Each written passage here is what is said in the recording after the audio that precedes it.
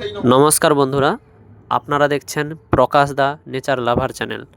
বন্ধুরা, আজকে আমরা এখানে একটি ভিডিও করছি কিভাবে একটি চৌবাচ্চাতে আমরা পদ্ম প্রতিস্থাপন করব।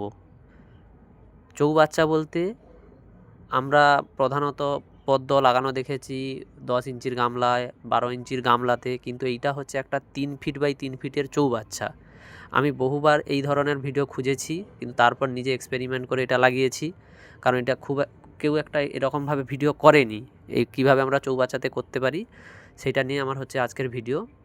আমার এই চৌবাচ্চাটার উচ্চতা হচ্ছে 3 ফিট। আমি এই 3 ফিট চৌবাচ্চাতে নিচের দিকে প্রায় 5 ইঞ্চি থেকে 6 ইঞ্চির ভেতরে আমি দিয়েছি শুকনো গোবর সার। তারপরে সেই গোবর সারে আমি মিশিয়েছি সিউইড এক্সট্রাক্ট গ্র্যানুয়েলস, যেটা দানা হয়, সেইটা আমি দিয়েছি। আর দিয়েছি খুব সামান্য পরিমাণে ডিএপি, খুব সামান্য। সেটা আমার এই চৌবাচ্চাটাতে আমি যখন লাগাই বা পাঁক লাগানোর আগে বা পাঁক ঢোকানোর পূর্বে আমি প্রায় দিয়েছি এই 10 ইঞ্চি গামলার 2 গামলা মতো শুকনো গোবর সার। এরপরে আমি কি করেছি, প্রায় 2 ফুটের কাছাকাছি আমি পাঁক দিয়েছি। এটা আমি পুকুরের পাঁক ব্যবহার করেছি, আপনারা চাইলে বাগানের মাটিকে ভিজিয়ে ভেজা মাটি তৈরি করে দিতে পারেন।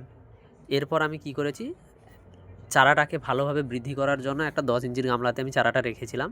এইটা হচ্ছে কাদম্বরী ভ্যারাইটি। এটা ম্যাজিশিয়ান রয়ের একটা খুব ভালো একটা হাইব্রিড ভ্যারাইটি।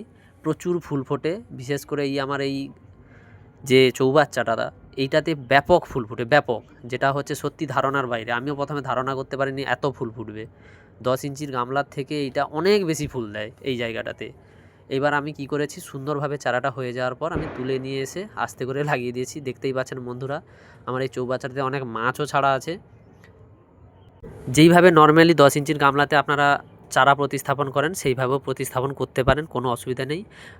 এই পদ্ম চারা খুব একটা মরে না, যদি ভালো রোদ লেগে যায় বা চারাটাকে যদি মোটামুটি টিউবারটাকে যদি শোধন করে নেওয়া যায়, ওই আপনারা হচ্ছে সাফের জলে ডুবিয়ে নিতে পারেন, অথবা হচ্ছে ডাইথেনেমে ডুবিয়ে যদি কিছুক্ষণ রেখে তারপর লাগিয়ে দেন। আমার দেখান্তে কখনো দেখিনি যে আমার চারা কখনো পচে গেছে।